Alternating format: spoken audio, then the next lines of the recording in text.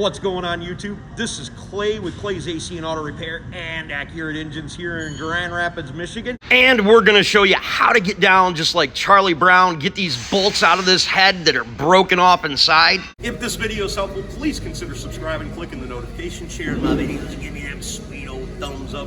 If you've got a question for me, you can hit me up on Clay's AC and Auto Repair on the Facebook Messenger. I always try to help people whenever I can. I'll tell you if I don't know the answer. And if this video is helpful at nighttime, open up the old computer, turn that old volume down so you don't hear my mouth run, put on one of my Clayway sweet playlist, let them suckers play from front to back. Keep this in mind anytime you're working on anything. If anyone else can do it, you can do it too. That I promise you. So I've got something super neat for you folks that own a 2.8, 2.9, 4-cylinder, the 3.5, 3.7, 5-cylinder, and the 4.2, 6-cylinder in these General Motors late model vehicles, where the cylinder heads always break off. And they break off in that location for a reason, because of stress, and obviously you're gonna need some new head bolts. But we're gonna show you how to get these suckers out. Super simple and super easy with the minimum amount of tools. All right, so we're gonna need an air gun. This is the one tool that is gonna help you the most. Now, this is a center punch, and these ones were given to us by Snap-on. This is the 31/64, fits inside the hole really well. It centers itself up in there. And you're also gonna need a hammer, obviously, to drive that sucker down. Now, as we can see, we've already got these two out, and they're not super centered, but if you look down there at the depth of that thing, it's pretty good. I'll show you that with the drill bit here in a second, how far down it goes. And you can tell right here how far down they break. And as you can tell, looking at the two pieces that hope that's not a problem. Should be able to get a magnet, hopefully get that thing out of there. That's gonna be a big deal. But we can tell by looking at these pieces that they broke in the same spots. Try not to drop that one down there in the hole. So now I'm gonna grab a hammer. We're gonna take the last one out. Oh no, Houston, we may have a problem. I cannot get this stupid thing out of this coolant passage. That's a coolant passage. That can't be good. I think what's needed here is a little bit smaller magnet. Whoa.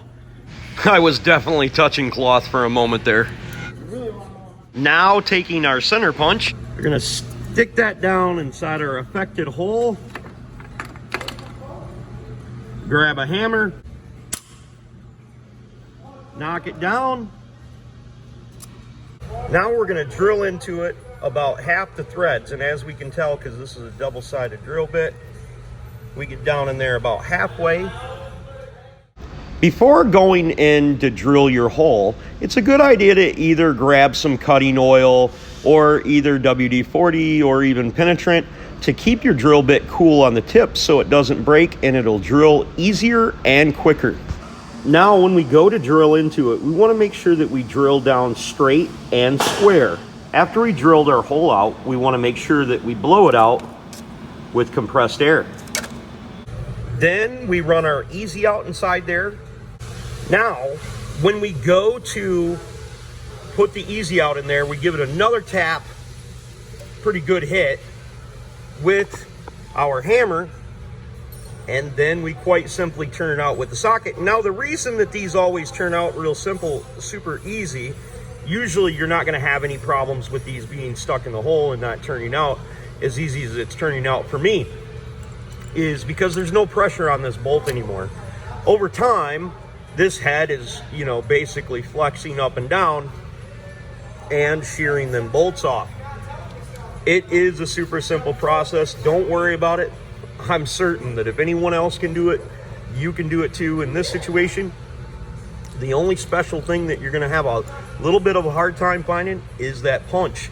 But you can ask a Snap-on guy, or maybe visit one of your local machine shops. They should have that available, and you will get these bolts out and be able to put your vehicle back together, and everything will be good. So hopefully you guys got your bolts out, and I'm sure you did using this information.